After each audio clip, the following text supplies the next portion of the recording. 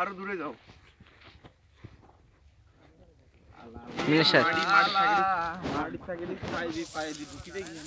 Sauce আমি দিয়ে কোনটা শশা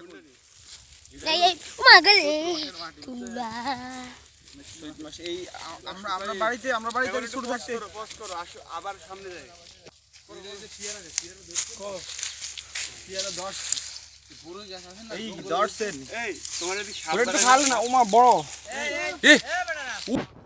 ইনশাআল্লাহ 5টা-15 মধ্যে আইসা পড়বে। হ্যাঁ আমি নিশ্চিত। নাম হলো সোহেল। হ্যাঁ